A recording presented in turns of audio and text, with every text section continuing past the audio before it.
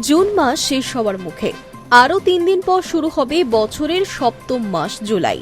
প্রত্যেক মাসের মতো জুলাইতেও বেশ কিছু বড় বদল হতে চলেছে, যার মধ্যে এলপিজি সিলিন্ডারের দাম থেকে শুরু করে ক্রেডিট কার্ডের নিয়মও বদলে যাবে।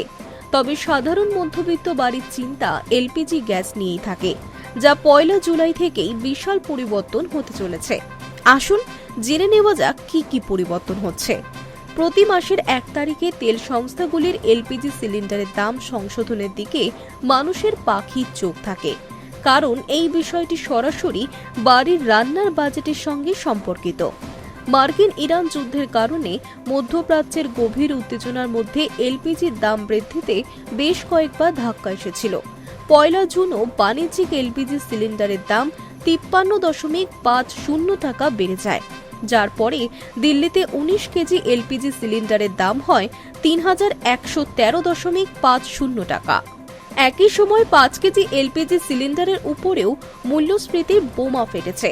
তবে 14 কেজি এলপিজি সিলিন্ডারের দাম স্থিতিশীল রাখা হয়েছিল। 1 জুলাই থেকে আবারও এলপিজির দামে পরিবর্তন হতে পারে। তবে গৃহস্থালির রান্নার গ্যাসের দাম বাড়বে না কমবে তা তেল সংস্থাগুলির ঘোষণার পরই স্পষ্ট হবে।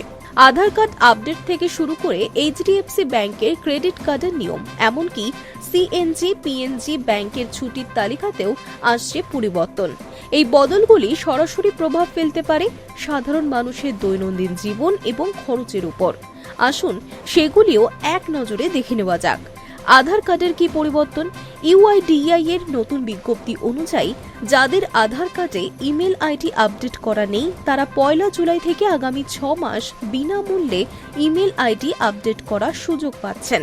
এই সুবিধা চলবে জুলাই থেকে ডিসেম্বর পর্যন্ত। এর আগে আধারে ইমেল আপডেট করতে 75 টাকা ফি দিতে হতো। নতুন সিদ্ধান্তে সেই খরচ বাঁচবে সাধারণ মানুষের। এটিএফ, সিএনজি এবং পিএনজির দামেও বদল আসতে পারে। জুলাইয়ের শুরুতে এভিয়েশন টারবাইন ফুয়েল, সিএনজি এবং পিএনজির দামেও সংশোধন হতে পারে।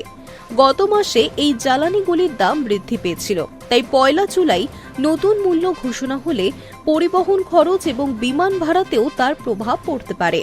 এইচডিএফসি ব্যাংকের গোল্ড ক্রেডিট কার্ড ব্যবহারকারীদের জন্য বড় পরিবর্তন আসছে।